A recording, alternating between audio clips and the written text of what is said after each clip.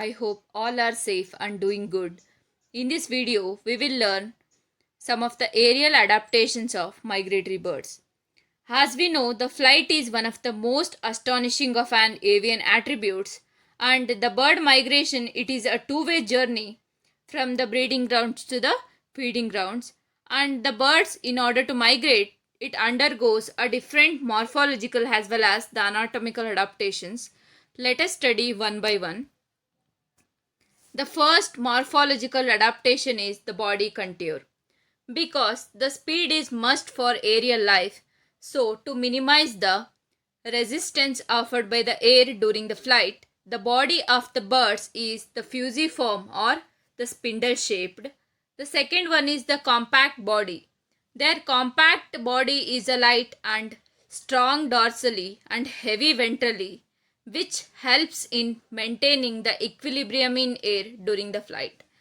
The third one is the body covering of feathers. The body of the birds is covered by the special integumentary derivatives called the feathers. These feathers makes the birds look beautiful. Also, these feathers makes the body a streamlined and helping them to pass through the air by reducing the friction. These feathers also makes the body a lightweight and it protects from the extreme environmental temperature so that the birds can fly over the higher altitudes. And the feathers also helps in buoyancy. Buoyancy means it helps to maintain the balance during the flight. And the next one is the forelimbs are modified into wings. Wings are the solo organs of flight. Further, the wings of the birds are divided into elliptical wings, high speed wings, soaring wings. The next one is the mobile neck and head. The presence of the beak or the bill used for feeding, nest building, preening, and offense and defense mechanism.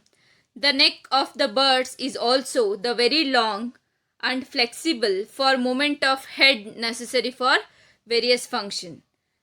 The next one is the bipedal locomotion. The anterior part of the body of the birds becomes concerned with the flight and the posterior part of the body becomes modified for movement on land. The last one is the short tail. The short tail it serves as a rudder during the flight. A rudder means it is a flat piece and hinged vertically near the stern of the boat, ship or aircraft, and it works as it directs the flow of air. Thus, the plane can turn left or right. In the same manner, the tail also guides the flow of air such that the birds can turn itself. The next we will discuss the anatomical adaptations of migratory birds. The first anatomical adaptation is the flight muscles. The action of the wings are controlled by the flight muscles. The second one is the lightness and the rigidity of endoskeleton. The skeletal framework of the flying birds is very stout and lightly built and bones are filled with air sacs and every single bone in the bird is modified for flight. The next one is the digestive system. The rate of metabolism in the birds is very high, so the food requirements are great and digestion is rapid.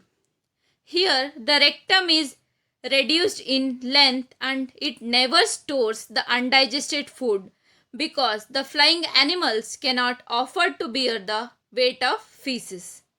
And also the gallbladder is absent in the birds and which minimize the body weight for some extent. The next one is the respiratory system.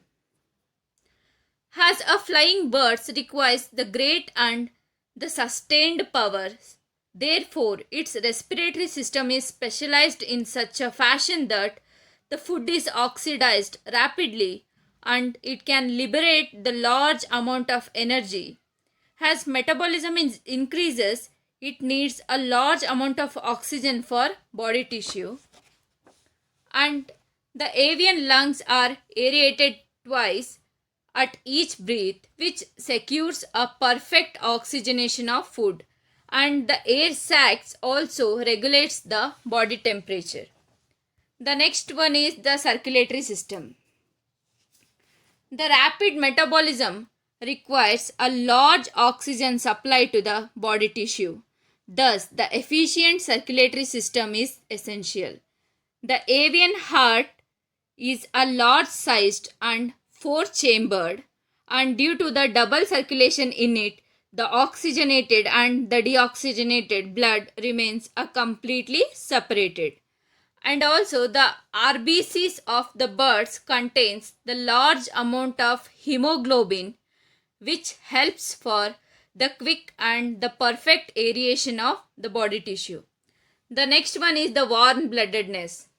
Due to the perfect aeration of the blood, the body temperature remains high, that is 40 to 46 degrees Celsius, and it does not change with the change of environmental temperature.